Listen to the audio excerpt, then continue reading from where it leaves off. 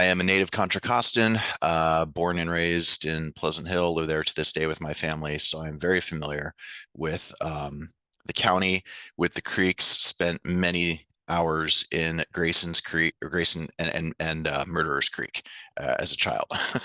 So yeah, that's a little about me. So I'm going to go to the screen share here. Let me just get back to the beginning of the slideshow. Let's see here. Sorry, sometimes I'm technologically challenged. Okay, here we go. All right. Can everyone see the PowerPoint? Yes, looks great. All right, wonderful. Thank you. Okay, so oh, did not advance it. Let's see. Hold on one second. There we go. All right. So Envision Contra Costa, we used to call it Envision Contra Costa 2040, but since we're now in year 6 of our 3-year project, it's now just Envision Contra Costa because we're pushing the general plan out to 2045. But all the branding was already done. So we've done kind of a soft rebrand. So we're just calling it Envision Contra Costa now.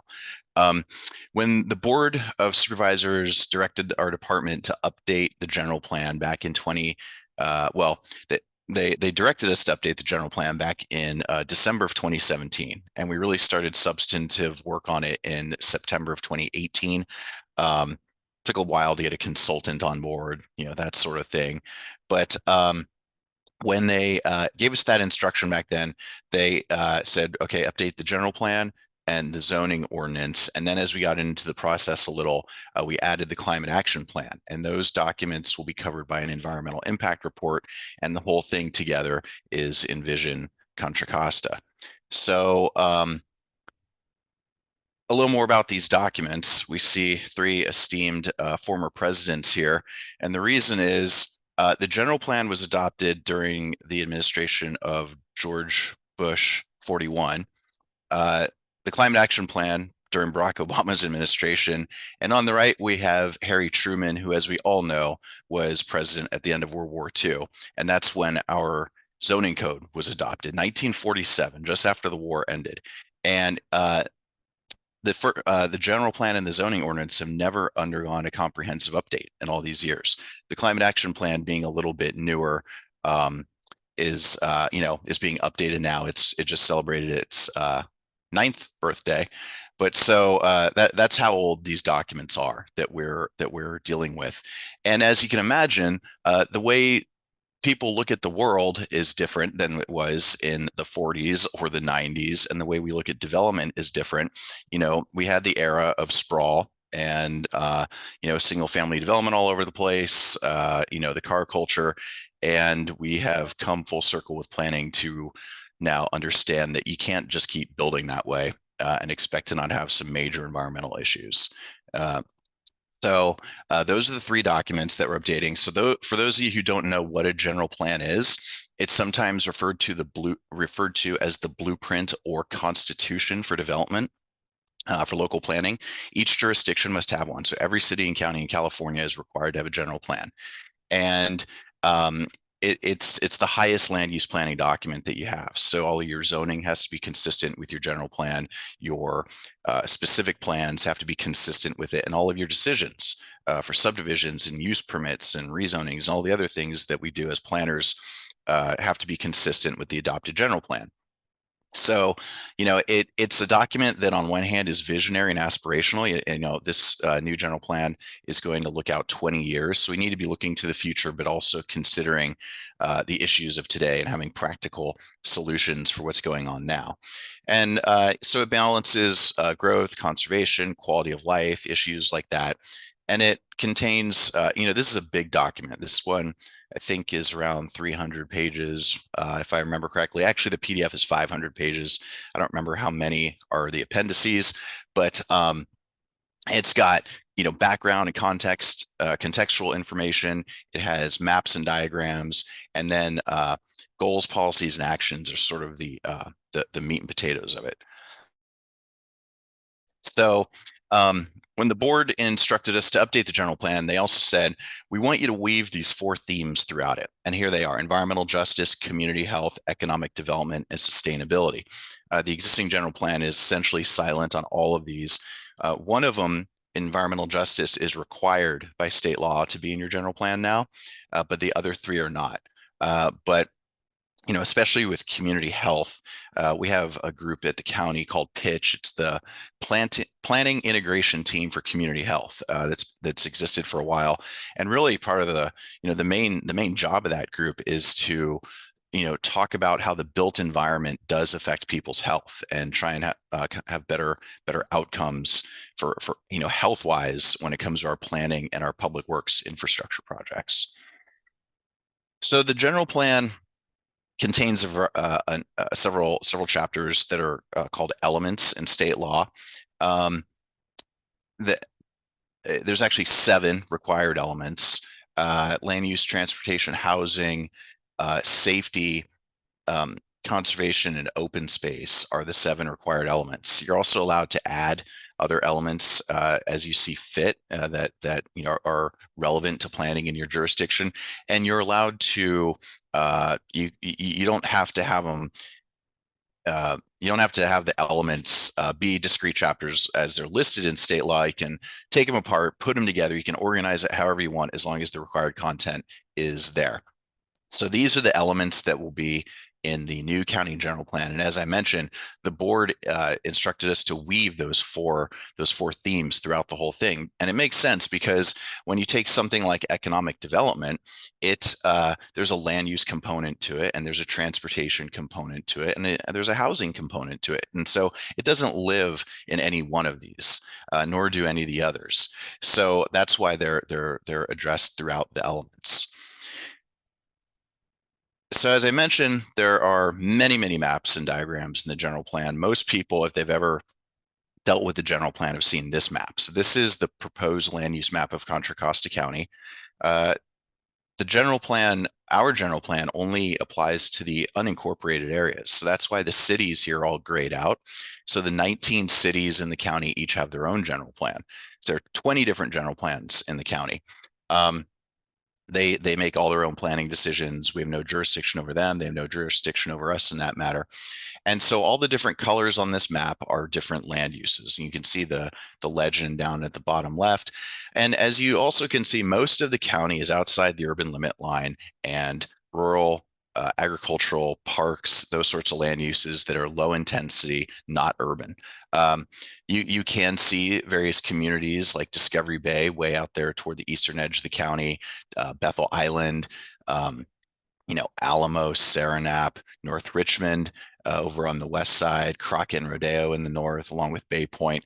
And all these different colors, they represent something. So when you look at those communities, you see these various reds and yellows,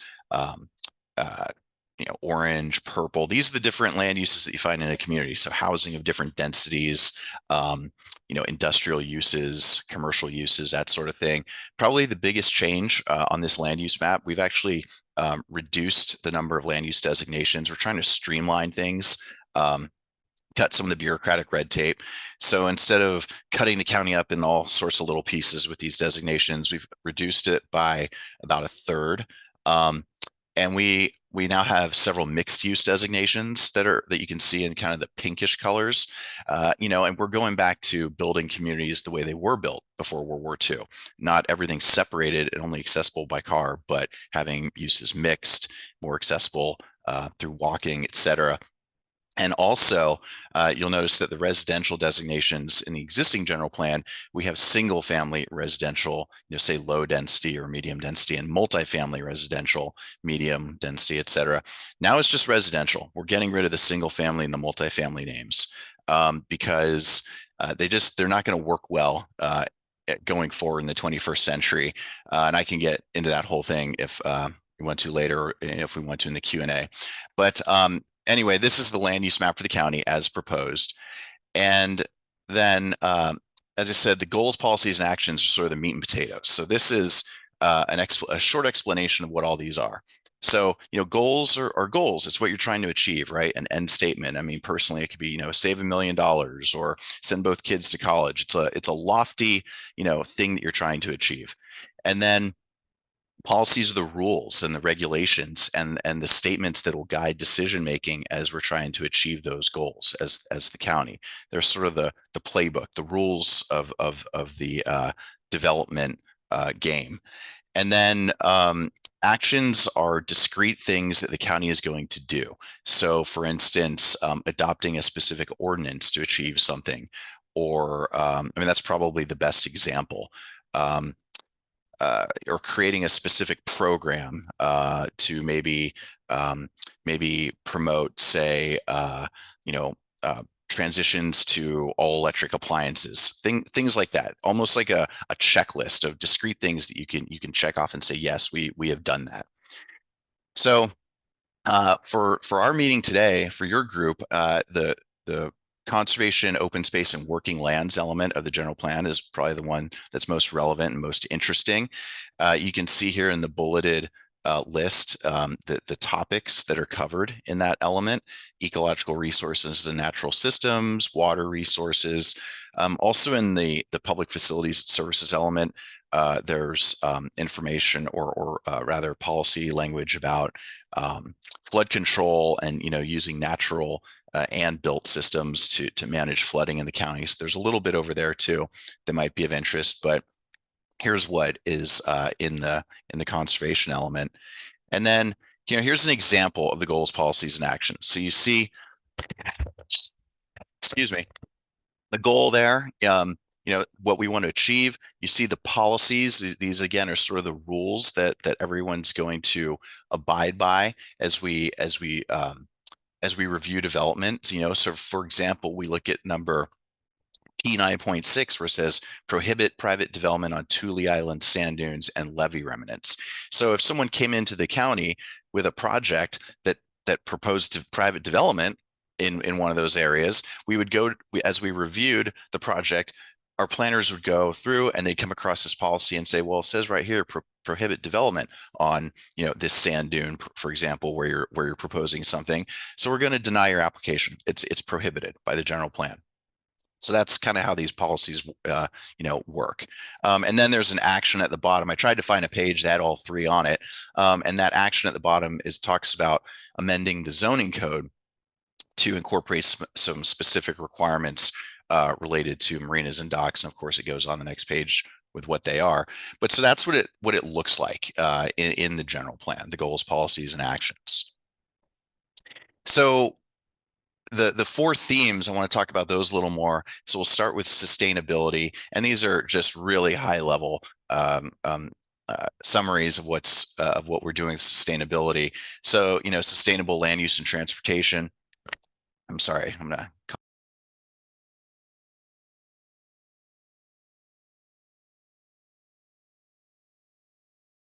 sustainable land use and transportation. So, focusing on infill development, jobs in proximity to housing. Why do we have such bad traffic? Because nobody lives where they work anymore. So high density mixed use development near transit communities that are walkable and bikeable, and increasing access to zero emission vehicles, reducing dependence on personal vehicles, that sort of thing, to try and help with some of our environmental issues. But when we get down to the natural and working lands policies, preserving open space and agriculture, prioritizing the health and viability of natural lands and working lands would be, agricultural lands, timberland, things like that. And then maintaining the 65-35 land preservation standard and the urban limit line.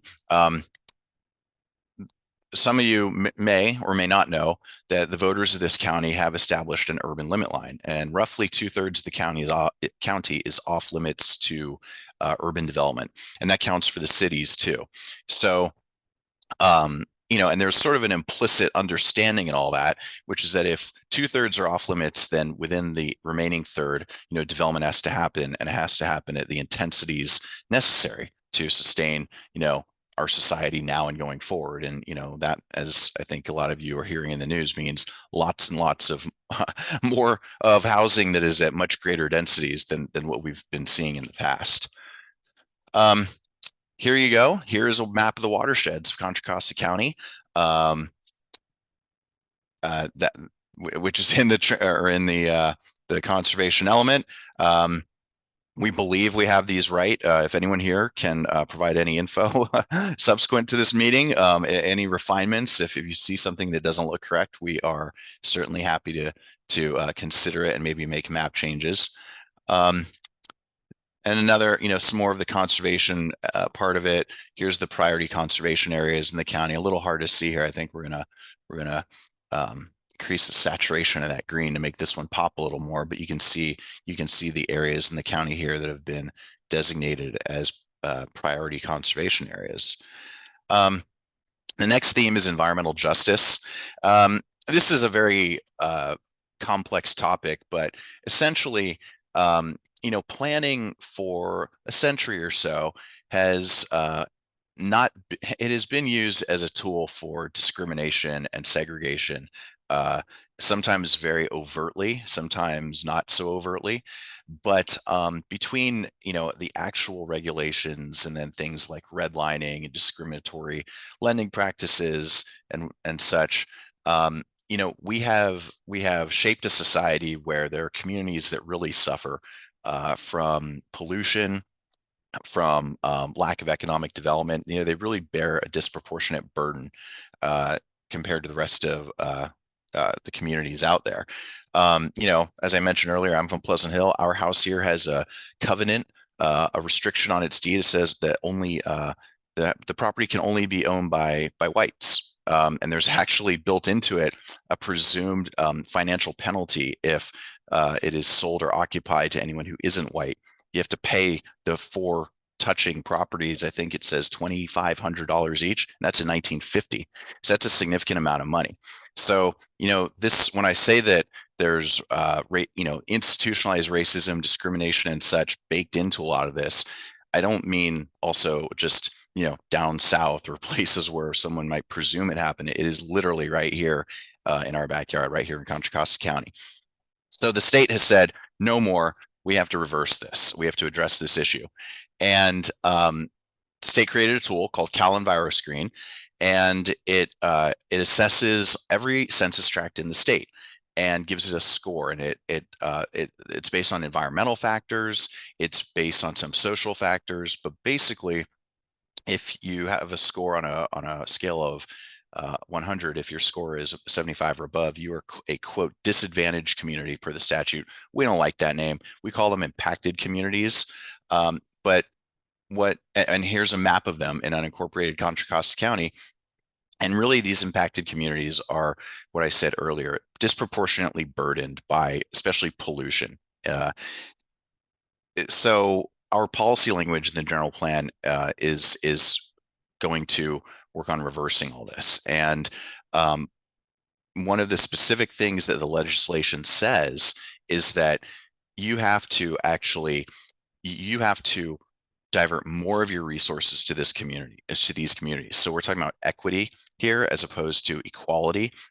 I think a lot of times in government, the money they like to spread money equally amongst places, at least in the county. Well, there's not going to be any more of that going forward. There's going to be more money put in these communities to bring them up to the standards of other communities in the county that haven't had to deal with these issues. So here are the highlights of environmental justice. Really, it's about cutting down on the pollution, bringing in, more jobs, getting rid of blight in these communities, and also really engaging people who have not had a voice in the decision-making processes over these decades. I don't like to read PowerPoints, so I'll just leave this one up here for a second so people can take in these highlights.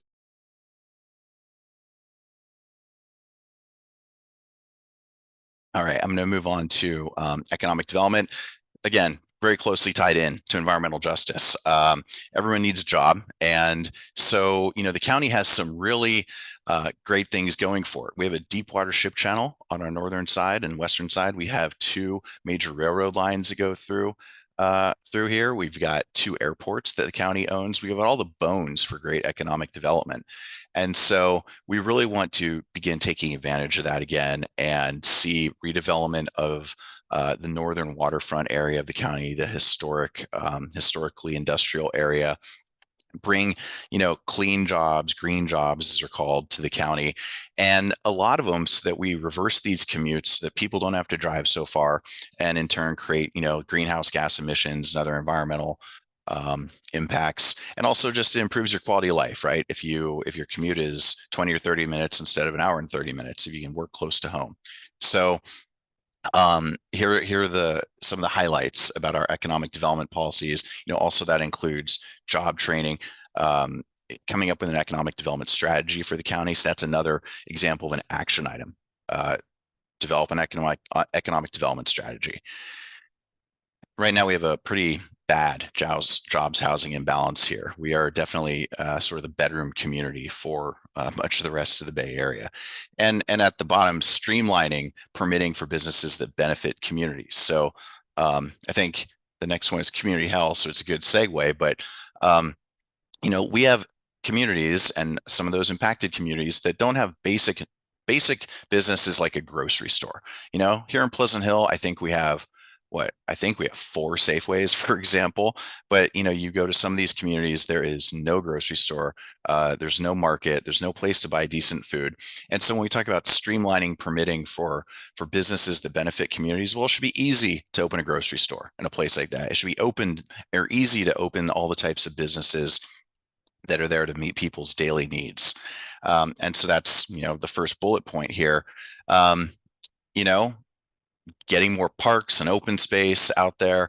Again, you go to impacted communities and you look at the park facilities there, for example, and they're nowhere close to the quality. If they even exist, they're generally not close to the quality of parks in, say, Walnut Creek or Pleasant Hill or other unincorporated communities like Alamo, for example.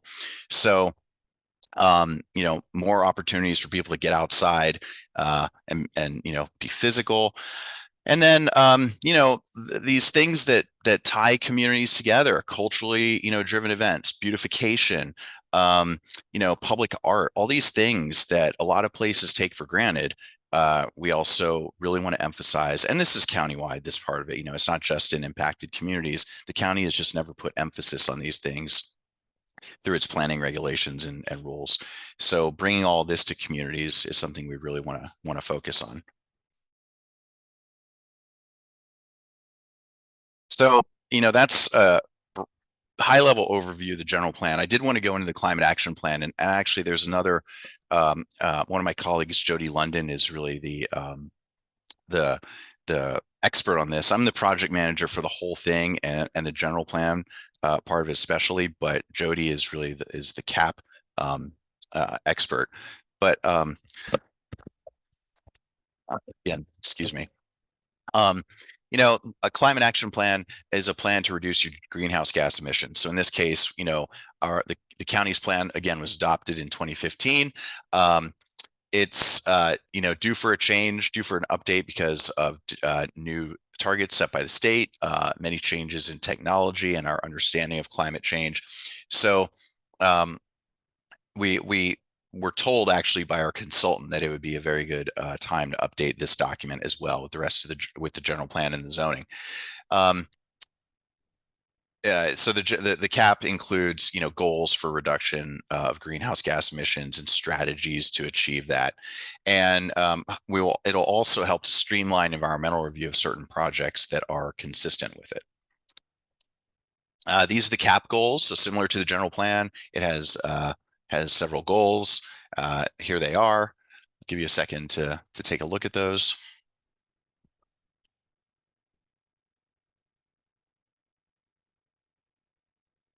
And then here's where we are in terms of greenhouse gas emissions in the county. So as you can see, the dotted blue line is baseline emissions. The red line is where things will go just based on actions being taken by the state. And then the green line is what we have to do in addition to state actions to get us to our goals of net carbon neutrality by 2045. So there's a big gap there. That purple-ish area is a pretty large gap that we have to fill or account for with our climate action plan. So schedule. We have been working on this, as I said, since September of 2018. Back in February, we released the draft environmental impact report on the climate action plan and general plan for public review. We actually released those other two documents all the way back in October, so people have had quite a long time to review them. But public commenting will end on April 8th. We'll then take all those comments that we receive. We'll go through them. We'll make recommendation. We'll take them to our planning commission and board of supervisors. There'll be study sessions where we'll make recommendations on how to address these comments. You know, whether to make the proposed edits to the documents or not, how to make the changes. They'll give us final direction, and then we will prepare the adoption documents, and hopefully those will be adopted at hearings later this year, hopefully in the summer. So that is the overview. Oh, and then I did want to tell everyone how you can get involved. envisioncontracosta2040.org is the website. On the documents page, everything is available there. You see the public review draft general plan, climate action plan, CEQA document, the EIR. We also updated the housing element of the general plan in a separate process because we have to do that in a certain schedule per state law. But so the documents are all here. If you open these tabs, then they're there in PDF form. There's also online tools. It's an online tool called Conveo. There's a link there under each of these tabs, and and you can go into this online tool and actually leave comments in the documents. Like, it's specific locations in the documents, so you can flip to any page you want. You know, if there's something wrong on a map, if there's a specific policy where you have a wording suggestion, you can go right there to it, leave the comment, and we will see it. And you can see the comments of everyone else who's been doing that as well. Sign up for the mailing list here, and you'll receive notification of the release of documents, end of comment periods, etc. And that is really it. Here's also advanced planning at dcd.cccounty.us is how you can also submit comments by email. My email information, or my contact information, along with Daniel Barrios, the senior planner who works under me, is also here. And with that, I will stop the screen share, and I'm happy to answer any questions anyone has.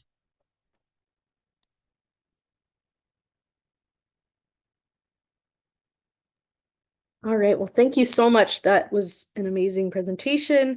I haven't had that update, so I'm really glad to have seen it. I know that I think other people on this call will also want to see it, but I'd love to see that watershed map. I don't know if you can share it with us, but that would be really great if we could see it, and then we could also potentially even provide some feedback. Some of the folks on this call have many years of watershed work under their belt and could probably provide some really great feedback. It's online. Okay. Yeah, so everything that I showed, so that the land use map, the watershed map, the priority conservation areas map, you know, those were all screenshots from the document that's online. Okay, great. And then just to get us started in terms of questions, I wanted to ask, how were those priority conservation areas determined? That's an ABAG program, Association of Bay Area Governments, where they're nominated. Okay, so they're nominated by various entities. Okay. Yeah. Interesting. Okay. Yeah. Well, great. Does anyone else have questions for Will? This is a good opportunity to ask.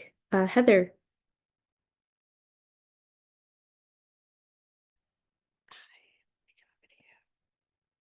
Hi, Will. Thank you so much for joining us and presenting. This was fantastic. And I know it's being recorded, and so we'll be able to share it with some other stakeholders, which is great. Yeah, so I'm wondering if we could put that map up. Lisa, can we share the watershed map? Yeah, the watershed map. Yeah, I can share the screen again. Yeah. Here. Let's see. Yeah, and while you're pulling that up, I think it's interesting that at least in terms of the Walnut Creek watershed, it looks like most of the watershed is within city jurisdictions rather than county jurisdiction. And as you mentioned, the cities are all doing their own general plans. Um, so, from the perspective of a grassroots group like our group, Friends of Pleasant Hill Creeks, or just the perspective of an ordinary citizen, how do those plans kind of relate to each other? Does the county, is there any kind of effort to make sure the policies are somewhat consistent with respect to like creeks that are crossing multiple jurisdictions? Or is it just more of, well, we need to be aware of all of the policies relating to creeks in all of the jurisdictions? Yeah. So we the our planning jurisdiction is limited to the unincorporated area. But when projects come in, we refer them to the cities if it's within the city's sphere of influence. So we're not going to refer a project to every city, say up a creek as it goes, right? Every city that a creek might flow through. But you know, Pleasant Hill, for example, so every city has a sphere of influence that encompasses a certain area around it that it could potentially annex someday. So if a project is within a city's sphere, then we will send it to that city. It's up to them whether they comment. Sometimes they do, sometimes they don't. And I'm just saying that in general, not any specific city. Um, so that's how that sort of coordination happens. So we're not looking into their general plans to make, those general plans don't have any regulatory, any authority for us. But in the county, we do have an agency, the Contra Costa County Flood Control and Water Conservation District. It is multi-jurisdictional, as I'm sure you all know. It doesn't, while it is Contra Costa County, it's and it lives in our Public Works Department. It's the entire county. So, and they are subject to our general plan. So, they refer projects to us that are, it's interesting. We get project referrals, and if it's in the jurisdiction of our general plan, then what we can say, hey, this project, yeah, it's consistent with the general plan, or it's not for these reasons, or you have to consider this policy. Um, you know, if it's in a city's jurisdiction, then we just send the form back saying it's in the jurisdiction, it's in Pleasant Hill, it's in Concord, it's in whichever one. You should really check in with them. So that's how the operations happen. That's how the consultation works. Okay, that's very helpful. Um, I'll pause there if there are any other questions. If not, I do have a follow-up.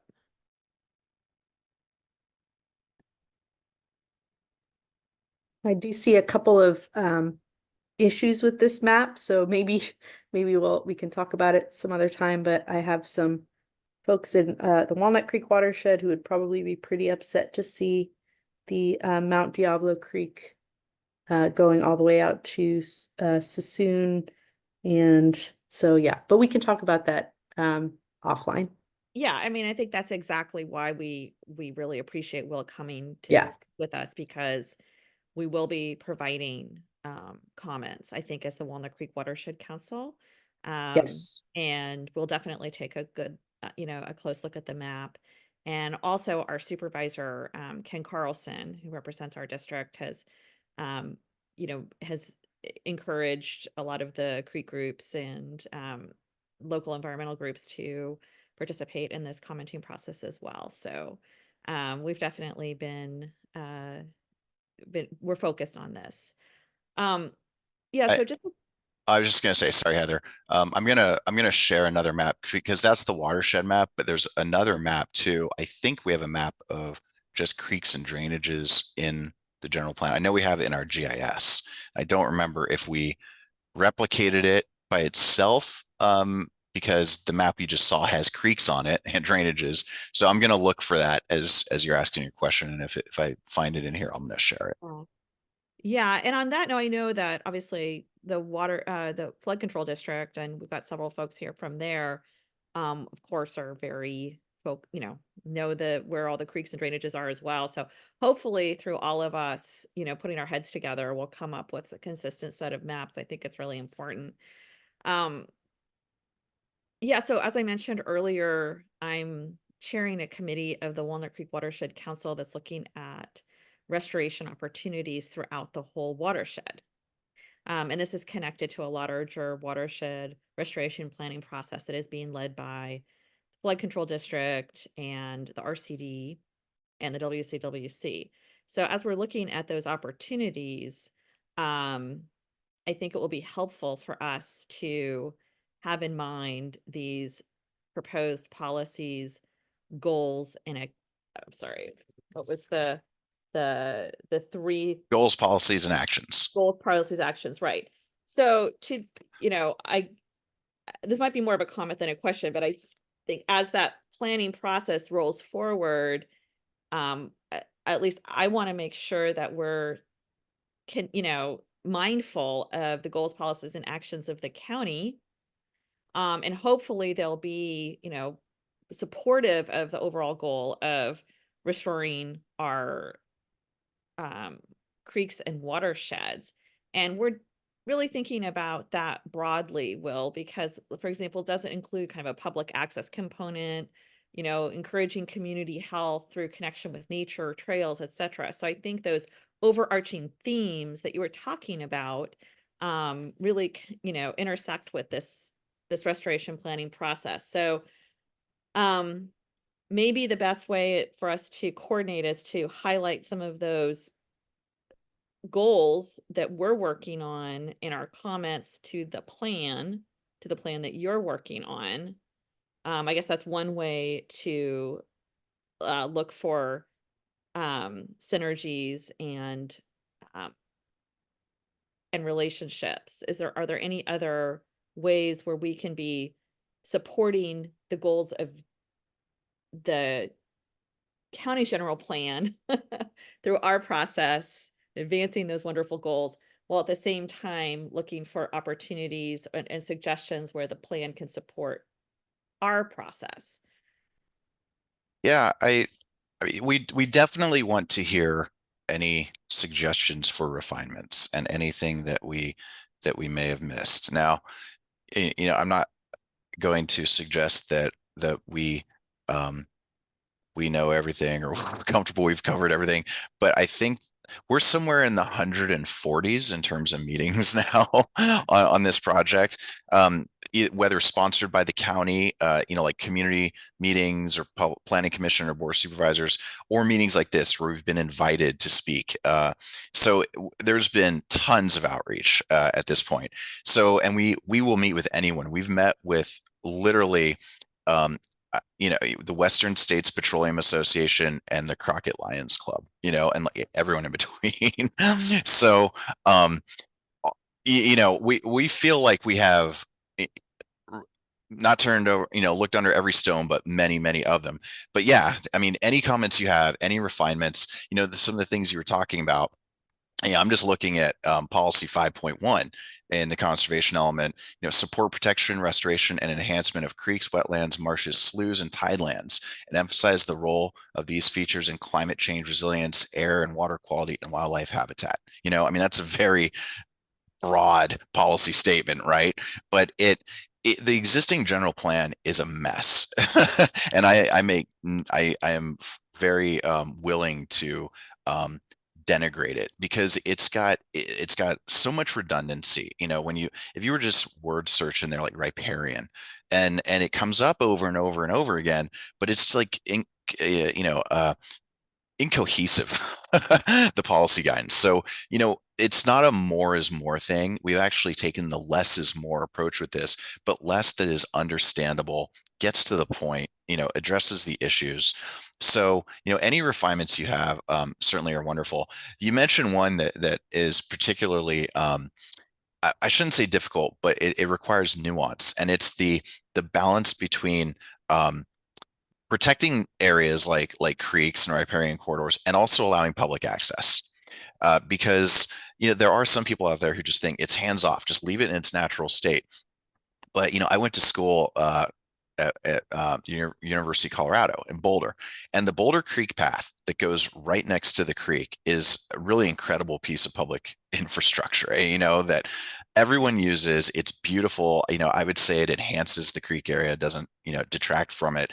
And so, kind of threading that needle with our policy language, like how do we not open it up to private development trashing creeks, but still allow for things to be, and private development too. I mean, sometimes comes in and does really cool enhancements along creeks, right? So like, how do we allow for that? How do we have policies that, like you say, thread that needle? If do you have suggested language on those sorts of things, that's welcome for sure. Great, wonderful. Thank you so much. Excellent. Well, thank you so much. Again, very much appreciated. And of course, you're welcome to stick around, but if you have to head out, we also understand. Thank you so much.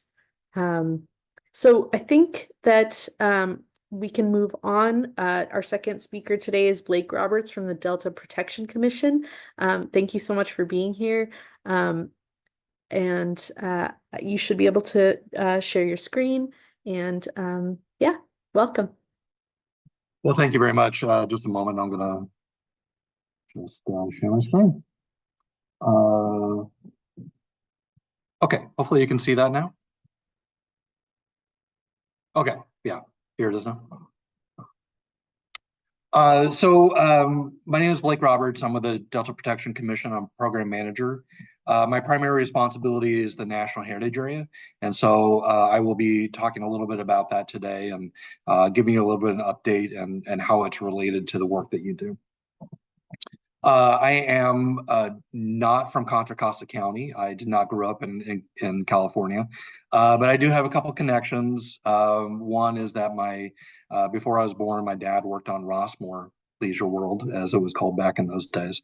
So at least I have that connection. And my wife is from Walnut Creek. So those are my two primary connections to Contra Costa County. But I wanted to at least give you an overview of who we are, first off, and then tell you a little bit about the management plan. So in terms of the Delta Protection Commission, we are a state agency, but we're a little unique in that even though we're a state agency, we are primarily locally run. And what I mean by that is that we have a 15-member commission, but the majority of the people that are on the commission are local representatives. So, for example, our current chair is Diane Burgess, the supervisor in Contra Costa County. And then we have supervisors from the 4 other Delta counties: Sacramento, Yolo, San Joaquin, and Solano. So we have 5 county supervisors. We have representatives from the different cities within the area, and then from reclamation districts. And then finally, we do have several state representatives, Department of Food and Agriculture, State Lands Commission, Natural Resources Agency, and Transportation Agency. We were initially created in 1992, and our primary responsibility was to protect lands from urban development. The state was really concerned about development going into sort of the agricultural core of the Delta. And so as a result, we have land use authority over certain projects within what we call the primary zone, sort of the agricultural heart, rural heart of the Delta. So that primary zone does extend into Contra Costa County, primarily sort of the area around Brentwood, Knightson, that sort of area over there. We also, over the years, have been given additional responsibilities. We are really involved in agriculture, culture, and recreation. One of the things that we're responsible for is the Delta Trail, the Great California Delta Trail. And that is really, sort of a plan to connect the trail system that's in Sacramento County and Sacramento region to the Bay Area system. And so that has to go through a lot of rural areas. It's a bit of a challenge, but we're hoping eventually that we'll be able to connect those areas together. We also promote the economic development within the area, and we promote agricultural infrastructure. We're really focused on sort of the health of the economy, and also on levees, because levees, as you can probably imagine, are a very important part of maintaining sort of the system of of the Delta as it is today. So what is a national heritage area? This is the definition that was given by National Park Service. It really is an area designated by Congress that is really a cohesive area where there's interaction between people and the landscape, and it tells a nationally important story. And really that's one of the things that we will focus on in the future, is sort of what is that interaction between people and the natural landscape. One of the things I will mention is that we really are sort of, even though we're within the National Park Service, we're very fundamentally different than a national park. We have no effect on water rights, property rights, hunting or fishing rights. We don't control any of that. We can't purchase real property from anywhere in the area with federal funds, and we can't. We really don't change the existing jurisdiction of any agencies. So this is sort of an outdated map, but at least it will give you a sense of where the national heritage areas are. As you can see, many of them are in the Midwest and East. The first one was Illinois and Michigan Canal National Heritage Area. That's in Illinois. And eventually they've been moving farther west. When we were created in 2019, there were also 2 created in Washington State and 1 created in Arizona. And I should mention that there are currently 62 national heritage areas in 32 states. One of the things you might notice on the map, the entire state of Tennessee is a national heritage area, but it's telling a story specifically about the Civil War history in the area. So this is a map of the national heritage area. And so I'll just at least describe a little bit of the area. It doesn't, unfortunately, don't have any cities on this map, but at least it'll give you a sense of where we are. So as you can see up here, it goes into the Yolo bypass, all the way past Interstate 5 is right about here. It includes most of the city of West Sacramento. It does not include any of the city of Sacramento. And then it goes down through along the Sacramento River, along the Sacramento Deepwater Channel, includes much of the area that you sort of think of as the Delta, all the waterways that come into that point where the San Joaquin and the Sacramento meet, come into the Sassoon Marsh, and then go through the Carquinez Strait. Most people think of the Delta as sort of the eastern part of this area. When we were created, one of the things that we were guided by was also telling the story of the Carquinez Strait as well, and so that's a critical part of the story that we have. So this is a close-up of the map that we have in Contra Costa County. It includes pretty much the entire shoreline, or much of the shoreline in Contra Costa County, except for the area around Richmond. Goes all the way to Hercules on the western side, and then up through Vallejo and San Pablo National Wildlife Refuge.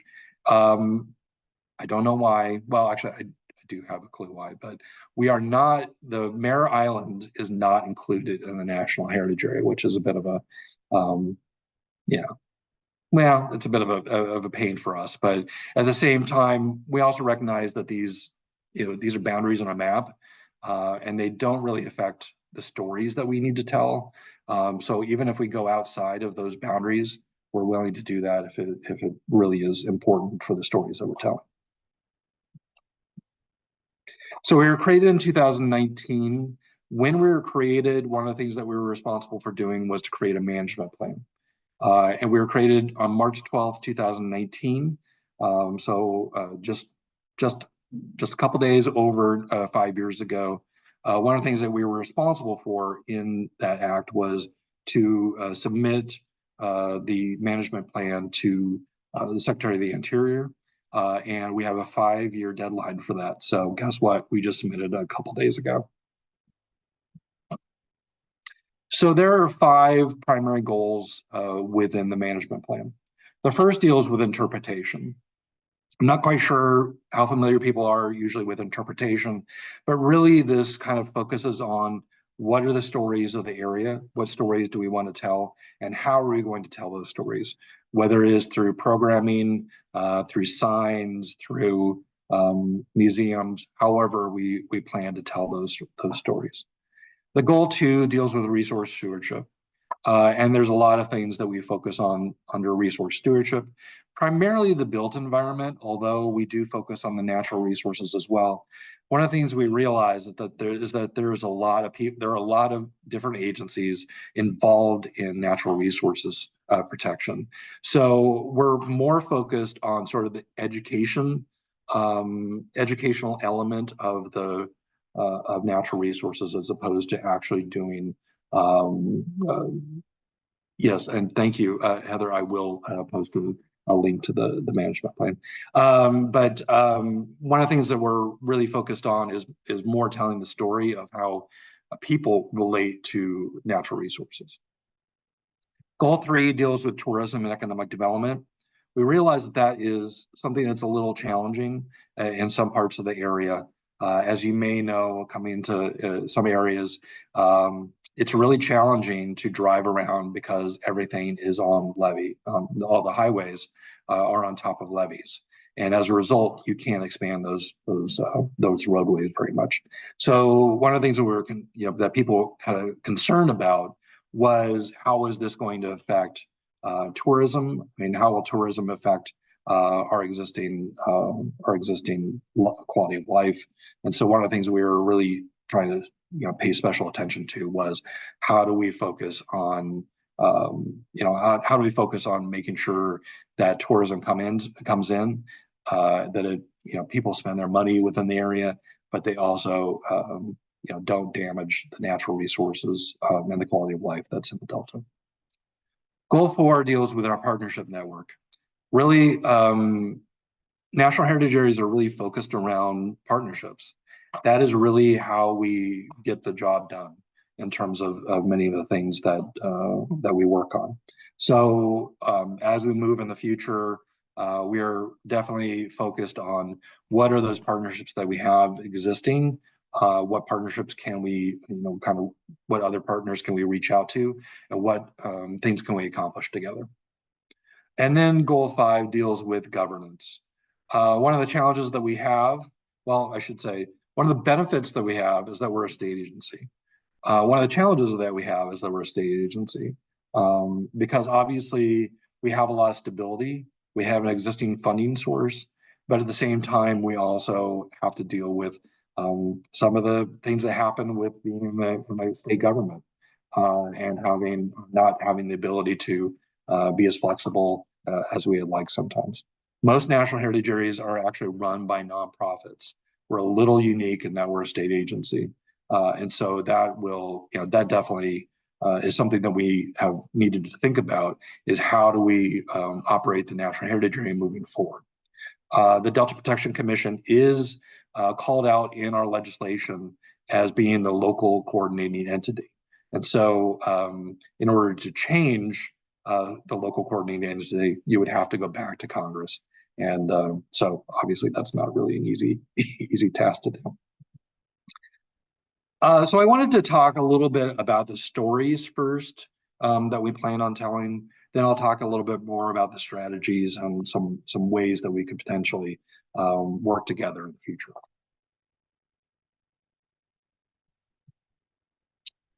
So there are 5 interpretive themes. Well, I should say there are 5 primary interpretive themes, and then there are 3 supporting themes. I did not mention, unfortunately, I think I forgot to put the supporting themes on here, but I can at least mention that off the top of my head. The first theme was water. And it makes sense. The Delta is really focused around water. It's what makes the Delta the Delta. And so one of the things that we wanted to be able to tell was that story of water, how it affects the people in the Delta, how it has affected nature, etc. And then we have another theme, the beating heart of natural California, which really focuses on the natural landscape, and, on top of the water in terms of fish, birds, all the life that is all around the area. Theme 3 deals with Native Americans, and really we wanted to be able to tell a story that tells the story of history of the area and Native Americans, but we also wanted to bring that up to the present as well. Often one of the criticisms that Native Americans have of these sort of projects, which I totally understand, is that they're sort of thought of as sort of something that happened in the past, as opposed to an existing group that's here that's doing a lot of different things. And so that's really what this theme is really focused around, is how do we tell these stories about the past, but also bring that up to the present.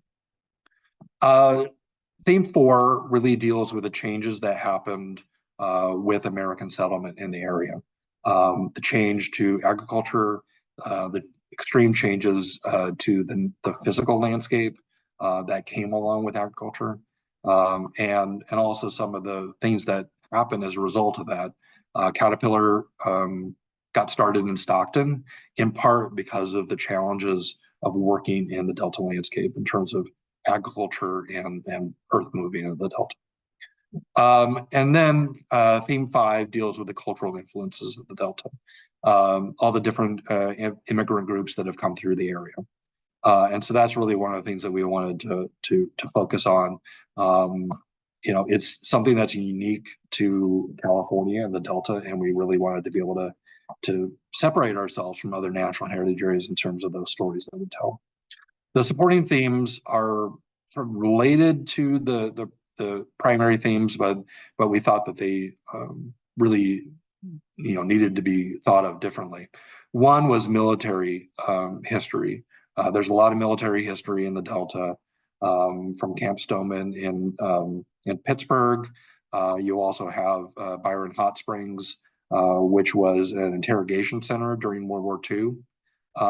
These are stories that we want to make sure that we're able to tell, and especially Port Chicago, which is a primary example of a lot of the discrimination that happened in the military, and how a huge explosion, a huge loss of life, the biggest loss of life in the U.S. during, I should say, the continental U.S. During World War II. That was a result of discrimination, in part, because Black sailors were told to be loading ordnance on ships. They didn't have the proper safety precautions, and there was explosion. And what happened after that, the mutiny that happened after that, was really, part of the things that led up to the desegregation of the military after the war.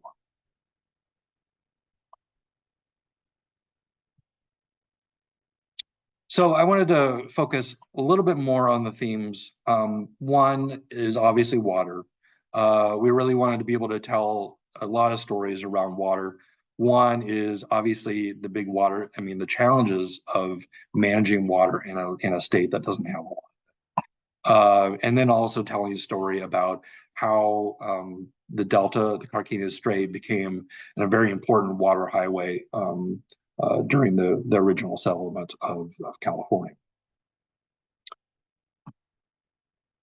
So one of the things, obviously, as I mentioned, was I should say, under the themes, there are storylines. And these storylines go into a little bit more detail about these stories. And obviously, as I mentioned, the first one is really dealing with, managing water, and the Central Valley Project, the State Water Project, how that has impacted the area. Storyline 1.2 deals with the importance of the area as a water highway. It was really critical bringing supplies from inland California into the Bay Area. And then we also have the theme dealing with natural California. Really talks about all the diverse species we have in the area and the importance of the connection between the freshwater and the saltwater in the area. Theme 2.1 deals with sort of the underlying landscape, sort of how this landscape is important in terms of life and maintains life. Theme 2.2 deals with the importance of the Delta in terms of being, something that impacts West Coast ecology, the importance of fish, the importance of birds in terms of the area in a larger context.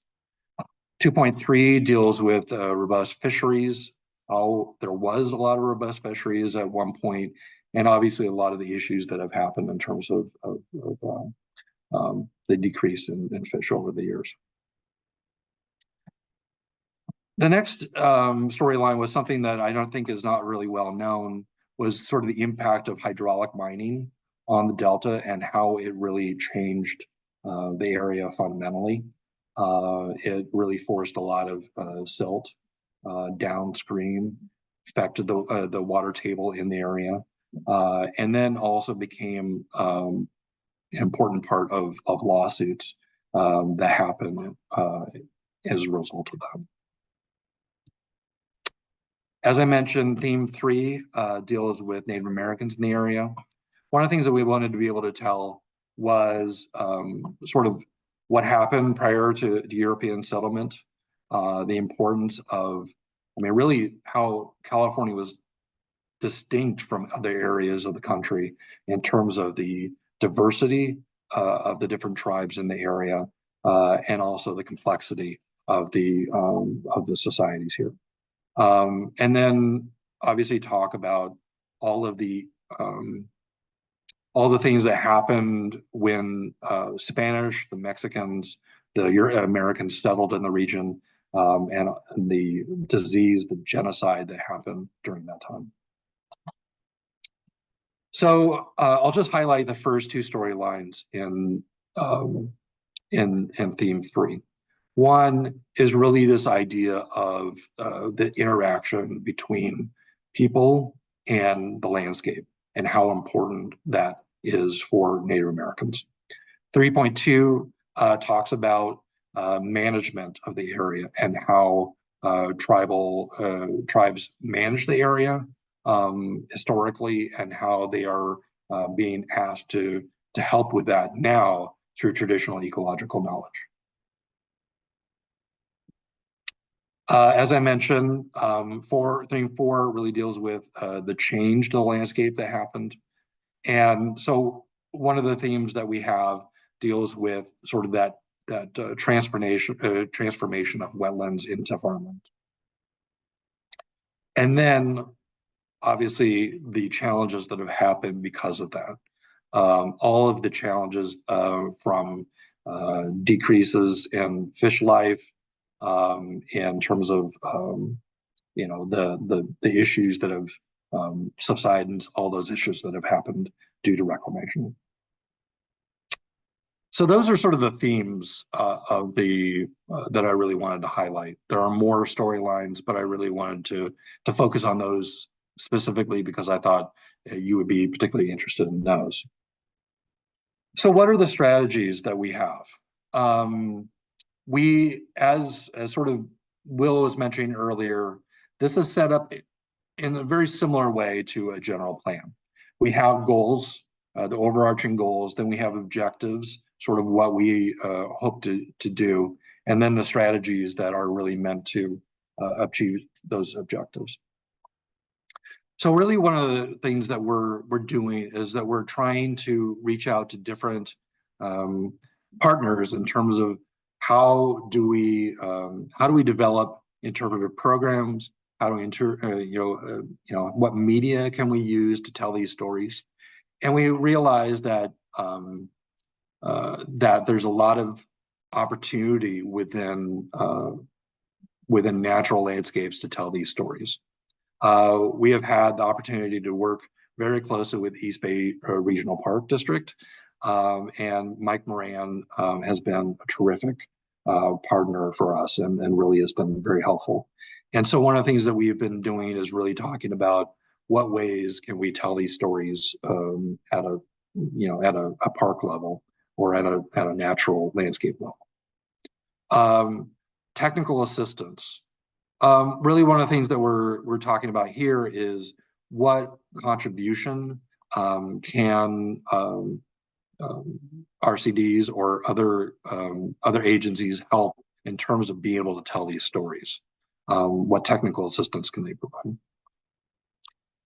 And then sharing that interpretive content through existing water education programs. You might be familiar with Project WET, with a Water Education Foundation, looking at those possible ways to tell the stories, and then through trail, land and water trail networks.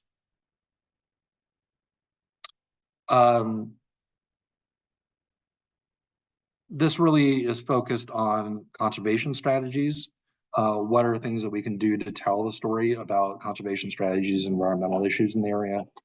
And then 2.2.2 deals with recruiting volunteers, coordinating activities. We really want to be able to provide an opportunity to clean up areas, to combat invasive species, to really bring people into the area to do good work. One of the things that we also were identifying was potentially getting support for outside grants and funding. This is a place where we might be able to work with other agencies in terms of getting that support. And then supporting educational initiatives and citizen science opportunities. So I'll just mention some of the early projects that we're working on, that we'll be working on in the months to come. One is that as our management plan process, I mean, we've had a 5-year management plan process. It's been more like 4 years, really, but it's been a long time. And part of that is that we've created an advisory committee to help us through the management plan. We've created task groups to assist us with particular parts of the management plan. But now we know that we need to kind of focus not just on planning, but now on implementing the plan. And so one of the things that we'll be doing over the next few months is reorganizing some of the advisory bodies that we have. America 250 is something that you may or may not be aware of. In 2026, it'll be the 250th anniversary of the Declaration of Independence. And so some of you may remember the bicentennial. That was really something that we wanted to be able to do, is how do we tell the story of the Delta in relation to the story of America as a whole. And so one of the things that we're really trying to identify is what are those activities that we can work on together that will tell that story. And really part of that might mean, there might be annual festivals that are going on, things that are going on that we can connect to America 250. We also have junior ranger and passport programs that we're developing right now, very similar to what you might see in a national park. We have a marketing plan that we'll be working on soon.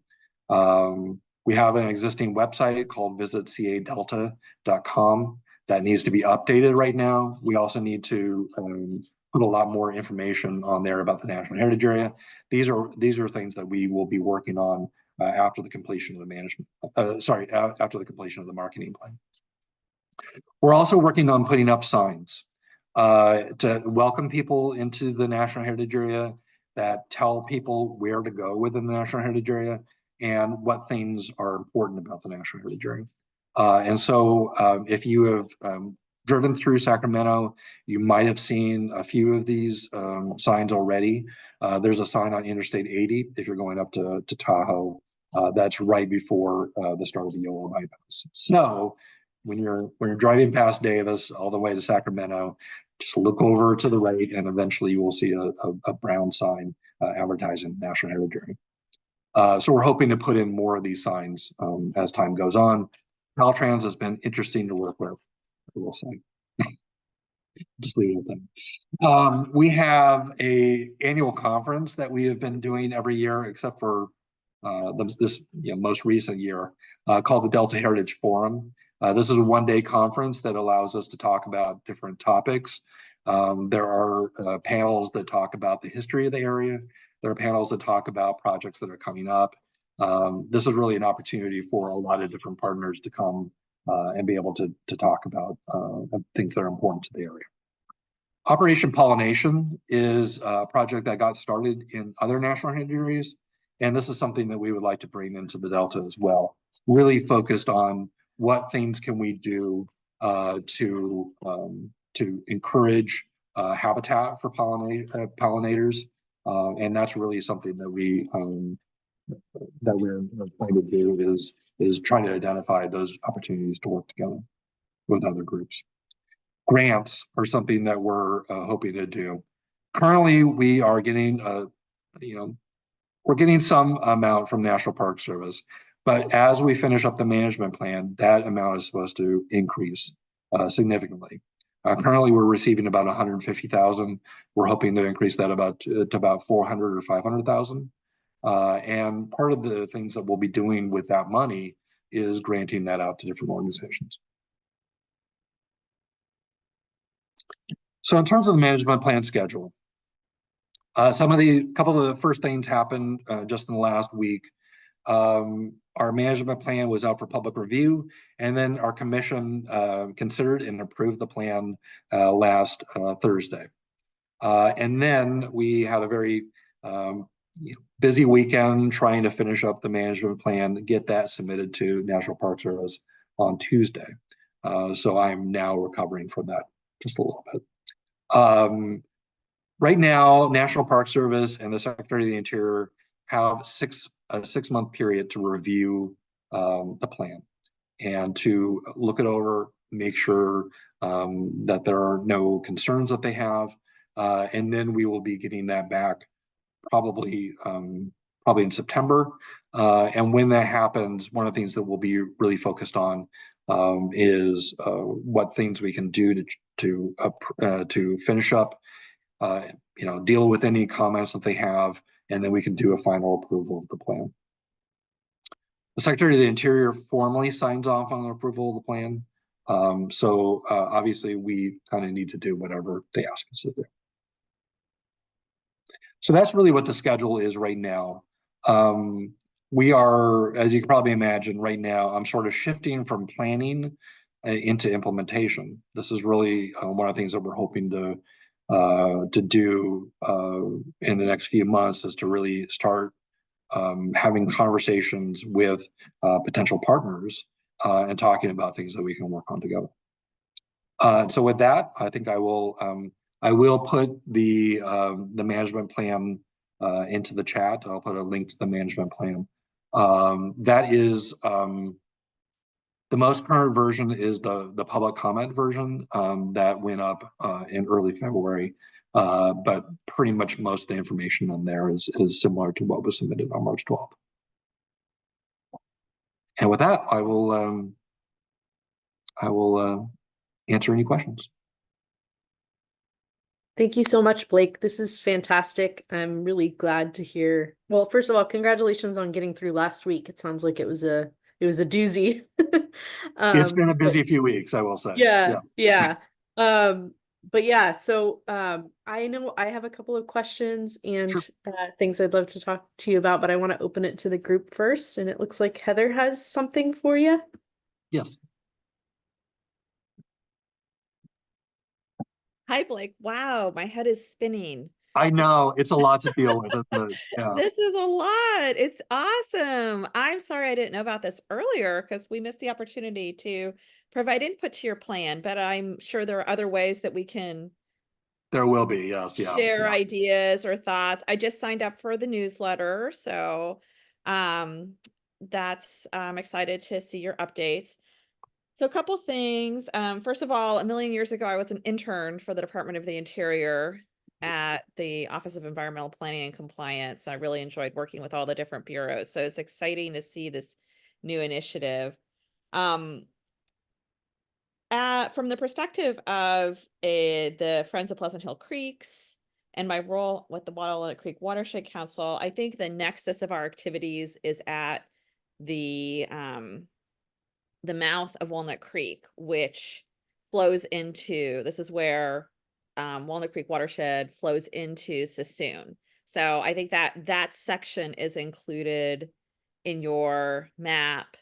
And one of the first things that comes to mind is the Lower Walnut Creek project. I don't know if you're familiar with that. But if it doesn't ring a bell, this is a really, really significant restoration project that the flood control district, the county agency led. They restored, I don't know, is Claudia still here? I know Sarah jumped off. How many acres did you guys restore? I think they might have jumped off, but I can share the website in the chat, and that'll have all the information. I think it was 100+ acres that they restored, and then they're partnering with the John Muir Land Trust, which is a local land trust, to set up things like kayak launches and bird watching blinds and walkways, like very low impact ways for the public to engage with the restored wetland, essentially the marsh. And there are a lot of important species issues. It's a really wonderful example and model of restoration that's really, it's part of the Delta. So I think it might be interesting for you guys to know about. I'm sure they're going to put up signage and so forth. But again, it might be a point of something that, I would recommend that if you're not already in contact with them, that there be some contact, because there'll be trails, there'll be signage, there'll be storytelling, there'll be all these things that you guys are also working on. And I'm very interested personally in how we can partner with you. When I say we, I'm talking about Friends of Pleasant Hill Creek. So even though Pleasant Hill is inland, it's a city that's inland from the Delta.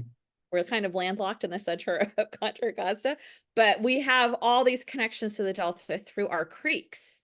Right. So our main creek, Grayson Creek, connects to Walnut Creek and then drains into Sassoon through the Lower Walnut Creek area. And so I think it's really important for our community to know about how we are connected to the Delta and how, the fish are going back and forth, and the river otters and the beavers and the birds, right? And then if we have trail networks, how can people feel more connected to this heritage area?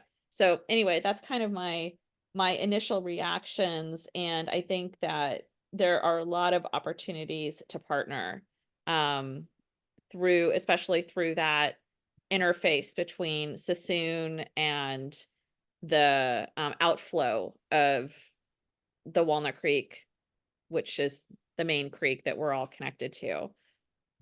That's great. And actually, I'm just writing your name down right now, and I will make sure to reach out to you. Okay. Yeah, and you can always reach out to me too. I can always connect you guys, and we could do a meeting or something if that would be helpful. And one of the things I will mention, when I was talking about the boundaries, even if you're outside the boundaries, it doesn't matter. I mean, in fact, one of the things that I heard from other national heritage areas is that they stopped showing the boundaries because it was just sort of meaningless at a certain point, because the stories transcend the boundaries. And so we want to be able to tell these stories. Sorry, I have a very ornery dog right now. But I was hoping that I could keep her occupied for a little bit. But one of the things that that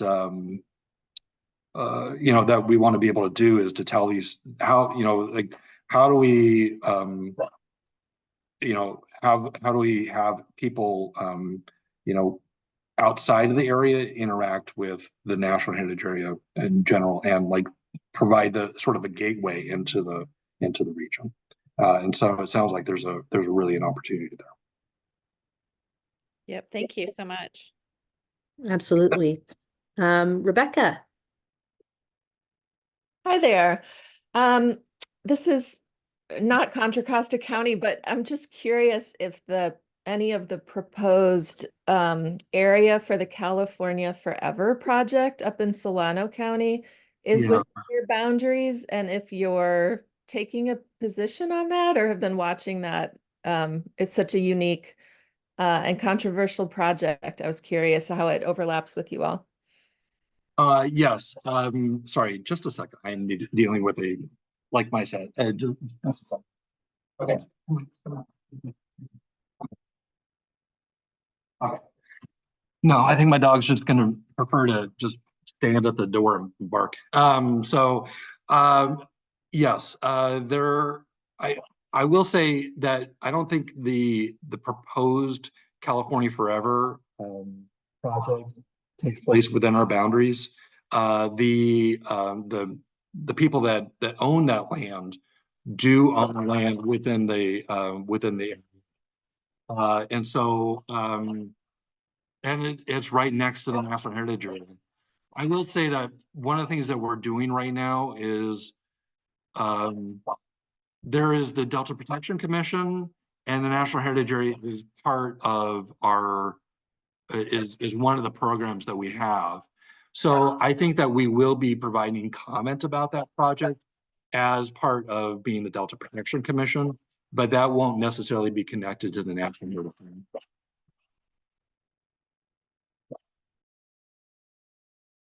Thank you. Yeah, I was just curious. Separately, I work with the field semester, which is establishing a residential semester school for high school students right outside Port Costa.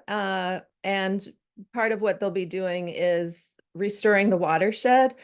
And the reason that Port Costa was such a perfect place to put a school like this is because it's such a perfect learning laboratory because of those stories that, your whole purpose is to tell those stories. So we'd love to connect with you down the line. I'll reach out to you separately to talk about the field semester and how we might bring the stories you're unearthing to our students and vice versa as well, the stories that our students are putting together and how they're sort of reshaping the land after all the human intervention, how that could feed back into your work.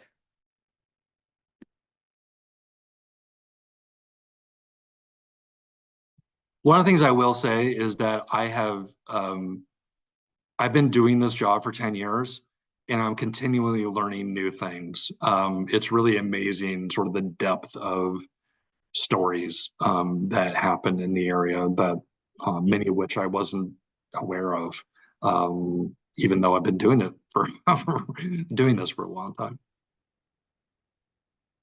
But I think Port Costa is, I think, really an important place for telling these stories. It was, at one time that was really the big grain distribution center for the area. So it really has, a very compelling story, and I think restoring the landscape is going to be that's a critical part of telling that story. Thank you. Yeah. Rebecca, I know I haven't met you before, so thank you for joining. I have been out to the field semester site with Yair, and it's a pretty amazing site. So it might even be a really nice opportunity to have, I don't know, maybe have Blake or one of his colleagues come out to the site because it's just, yeah, it's a nice spot. Colin. Excuse me, I have a fun fact for Blake that he probably get a kick out of, and that is if you look at the map that focused on the boundaries of the heritage area within northern Contra Costa, eastern Contra Costa, the park district as all local governments had to do in 2020, is take the census results and redo our boundaries. The Park District is divided into 7 different what we call our wards, each representing about the size of an assembly district, 420 to 450,000 people. So my ward, Ward 7, extends from Hercules all along the shoreline to Brentwood. In other words, Ward 7 is largely in part defined by this boundary of the National Heritage Area. That's great. Coincidentally, so the Park District many years ago created this ward that corresponds to that. When we were doing the fun fact that you might get a kick out of is when we were doing our boundaries in 2020, there were those who argued that from Martinez West, Crockett, Rodeo, those communities didn't necessarily have a lot in common with those in the East. And so I submitted this map to the consultant who was, advising us on boundaries. I also submitted the Contra Costa Northern Waterfront Initiative map, which also contains these communities. But in the end, the consultant kept Ward 7 largely as it was. And therefore, I still represent the majority of this area from Hercules to Brentwood, Bethel Island, Oakley, that it's in the National Heritage Area. And I just enjoyed the fact that I was able to submit maps that showed how these communities have commonalities. That's right. I did want to, I was disappointed because I didn't know about your community input sessions. I certainly could have made the one in Antioch, and that's on me and maybe our own staff.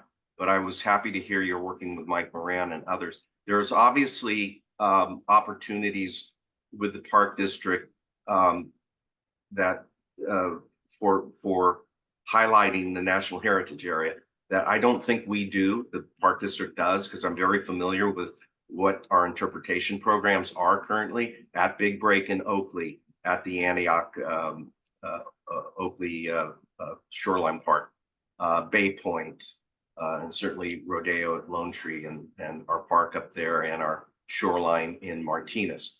All of these parklands within the National Heritage Area, we could be doing interpretation along the lines that you folks are talking about, and we're not.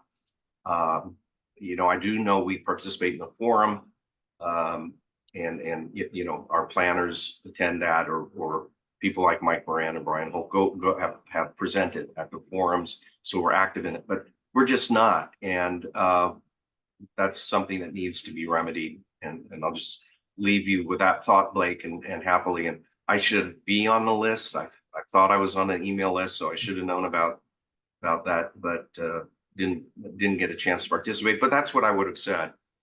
And also just that I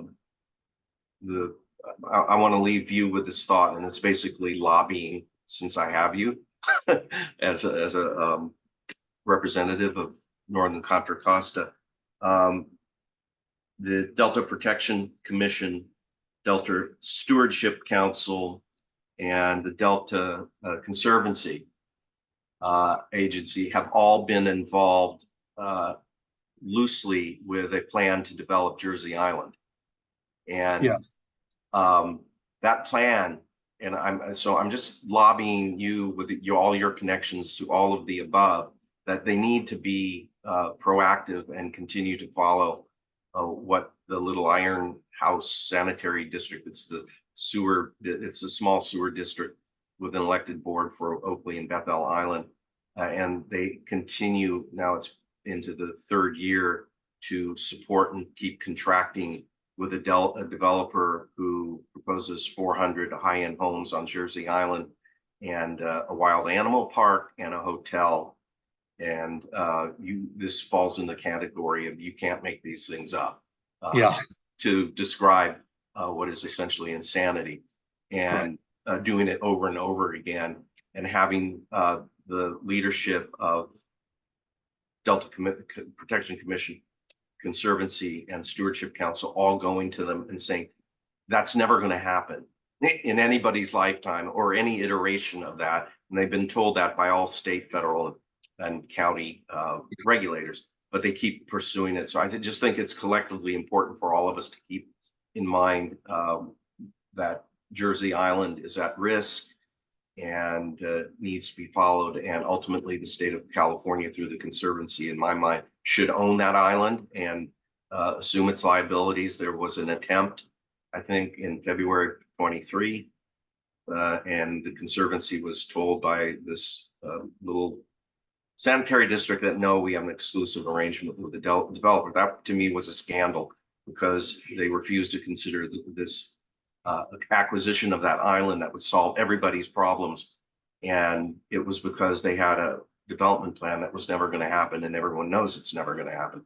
So anyway, that's going on for all who are interested. This Jersey Island should be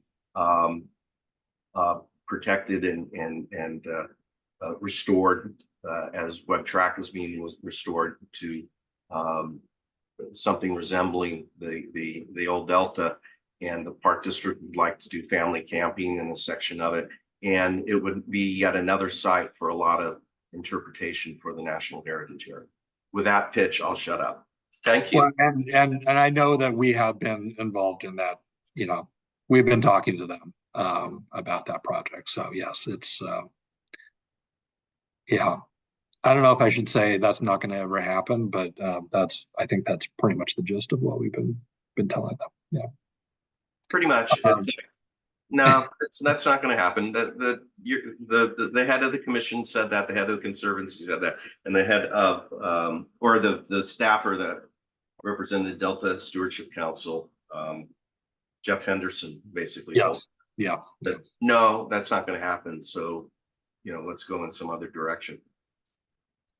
One of the things I will mention to the first part you were talking about thank you. In terms of interpretation at different East Bay Regional Park properties is that one of the things that we do in the plan, and when you delve into a little bit more, you might see for each one of the storylines, we identify potential interpretive sites, either existing interpretive sites for that storyline or potential interpretive sites.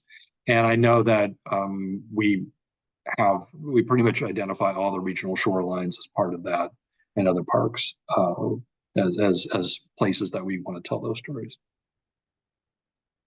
Great, thank you.